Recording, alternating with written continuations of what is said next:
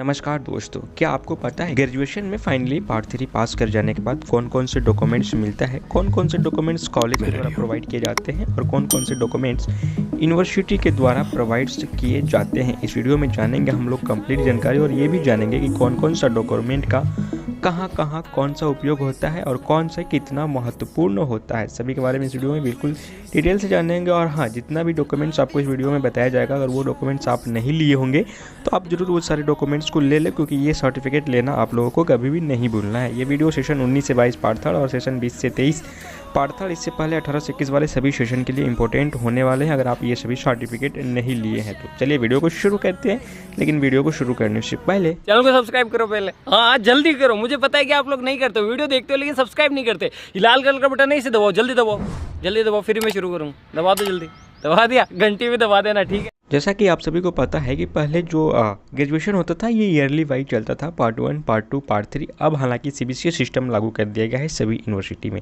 तो yearly wise graduation में होता ये था कि पार्ट 1, पार्ट 2, पार्ट 3। जब पार्ट 3 का आप एग्जाम देते थे और पास कर जाते थे तो वो आपका फाइनल ईयर होता था।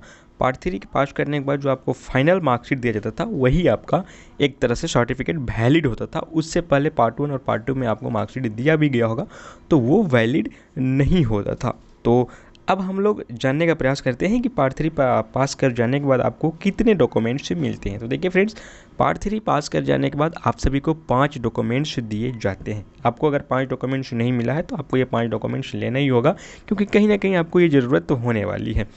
इसमें मैं सीरियल वाइज बताता हूँ इसमें कौन कौन से डॉक्यूमेंट्स शामिल होते हैं। पहला होता है मार्कशीट, दूसरा होता है प्रोविजनल, तीसरा होता है माइग्रेशन सर्टिफिकेट, चौथा होता है सीएलसी या टीसी और पाँचवा होता है आपका सर्टिफिकेट यानी फाइनली सर्टिफिकेट जो होता है, जिसको कि मूल प्रमाण पत्र भी कहा जाता है। अब इसे हम लोग जानते हैं कि कौन कौन सा डॉक्यूमेंट्स कॉलेज के द्वारा दिया जाता है और कौन कौन से डॉक्यूमेंट्स यूनिवर्सिटी के द्वारा दिया जाता है, क्योंकि कोई भी कॉलेज होता है ना, वो यूनिवर्सिटी के द्वारा ही या तो एसोसिएट होता है या तो अफिलिएटेड होता है। जैसे कि बात कर लेते हैं अगर तिलका मांझी भागलपुर यूनिवर्सिटी का, तो टीएनबी, मरवाड़ी, एसएसबी, बीएन, ये सभी जितने भी कॉलेज हैं गवर्नमेंट वाले, ये सभी एसोसिएट कॉलेज हैं। लेकिन अंडर किसके आते हैं, तो सभी तिलका मांझी भागलपुर यूनिवर्सिटी के अंडर आते हैं। उसी प्रकार से जितने प्राइवेट कॉलेज हो गए, महादेव सिंह हो गया, मुस्लिम माइनॉरिटी हो गया, ताडर कॉलेज हो गया, ये सारे जो कॉलेजेज हैं ये भी टीएमयू के अंडर ही आते हैं, लेकिन ये अफिलिएटेड हैं, प्राइवेट कॉलेज हैं। ठीक है, तो बात करते हैं कि कॉलेज के द्वारा कौन कौन सी डिग्री मतलब आपको लेना होता है, कौन कौन से सर्टिफिकेट आपको लेना होता है, जिसे कि आपको नहीं भूलना है। तो कॉलेज के द्वारा 3 सर्टिफिकेट आपको लेना होता है। जब आप पास कर जाते हैं एग्जाम रिजल्ट आने के बाद तो आपको मार्कशीट लेना होता है, प्रोविजनल लेना होता है, इसके साथ साथ ही आपको कॉलेज के द्वारा ही सीएलसी या टीसी लेना होता है। सभी का आगे हम उपयोग भी बताएंगे, सीएलसी का क्या उपयोग है, माइग्रेशन का क्या उपयोग है, या फिर मार्कशीट और प्रोविजनल का क्या उपयोग है, सभी के बारे में हम बात करेंगे। तो ये जो 3 डॉक्यूमेंट्स है ये सभी आपको कॉलेज के द्वारा प्रोवाइड किए जाते हैं, जिस कॉलेज में आप पढ़ रहे होते हैं। अब बात करते हैं यूनिवर्सिटी के द्वारा आपको कौन कौन सा डॉक्यूमेंट्स दिया जाता है। तो देखिए, यूनिवर्सिटी के द्वारा आपको 2 डॉक्यूमेंट्स दिए जाते हैं। एक आपका माइग्रेशन सर्टिफिकेट होता है, दूसरा आपका होता है फाइनल सर्टिफिकेट, जो कि मूल प्रमाण पत्र भी कहा जाता है हिंदी में। ये दोनों सर्टिफिकेट आपको दिए जाते हैं।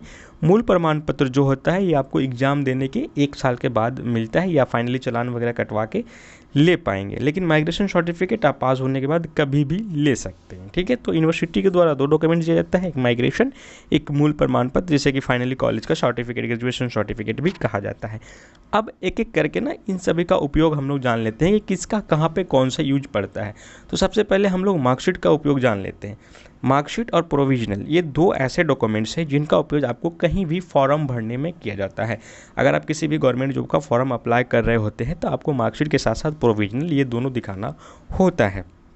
और अगर आप किसी अदर कॉलेज में एडमिशन ले रहे होंगे तो वहाँ भी मार्कशीट और प्रोविजनल का जीरोक्स लगाना होता है। तो मार्कशीट और प्रोविजनल का यही यूज है।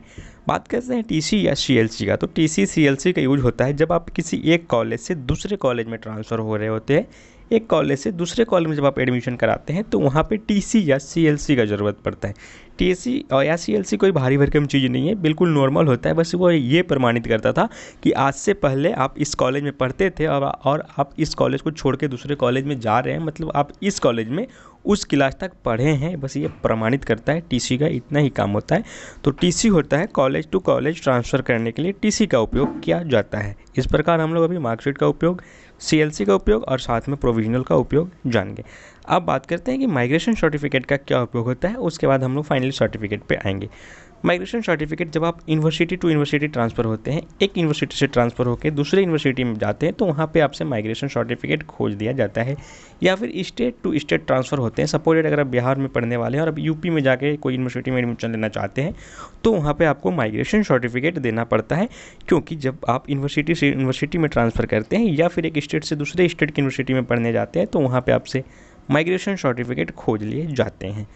बात करते हैं फाइनली सर्टिफिकेट का, कि जो मूल प्रमाण पत्र होता है या फिर सर्टिफिकेट ऑफ ग्रेजुएशन होता है, इसका उपयोग जब आप कोई जॉब में अप्लाई करते हैं और आपका जॉब लग जाता है, तो फाइनली जो डॉक्यूमेंट वेरिफिकेशन होता है, तो वहाँ पे ग्रेजुएशन सर्टिफिकेट आपसे लिया जाता है फाइनली, जिसे कि मूल प्रमाण कहते हैं। तो ये 5 डॉक्यूमेंट्स में कौन सा डॉक्यूमेंट्स कहाँ मिलेगा, किसका क्या उपयोग है, ये सभी को मैंने आप सभी को पूरा विस्तार से समझा दिया। अगर आप बहुत सारे छात्र छात्राओं को पता भी नहीं होगा कि पार्ट 3 परीक्षा पास करने के बाद टोटल 5 डॉक्यूमेंट्स उनको लेना होता है, और ये सभी डॉक्यूमेंट्स आप सभी के लिए इंपॉर्टेंट है, तो आप सभी ये सभी डॉक्यूमेंट्स को जरूर ले लेंगे। तिलका मांझी भागलपुर यूनिवर्सिटी में 19 से 22 और 18 से 21 वाले सेशन को फाइनली मार्क्सशीट के साथ साथ आप सर्टिफिकेट ऑफ ग्रेजुएशन भी ले सकते हैं, बट 20 से 23 वाले छात्राओं को 1 साल के बाद जो फाइनली मूल प्रमाण पत्र मिलेगा। बाकी अगर बात करते हैं कि माइग्रेशन सर्टिफिकेट आप कहाँ से लेंगे, तो ये यूनिवर्सिटी में ही माइग्रेशन सर्टिफिकेट आप जाके ले सकते हैं। माइग्रेशन सर्टिफिकेट आपको कॉलेज में नहीं मिलेगा, कॉलेज में केवल प्रोविजनल और इसके साथ साथ मार्कशीट और टीसी या सीएलसी दिया जाएगा।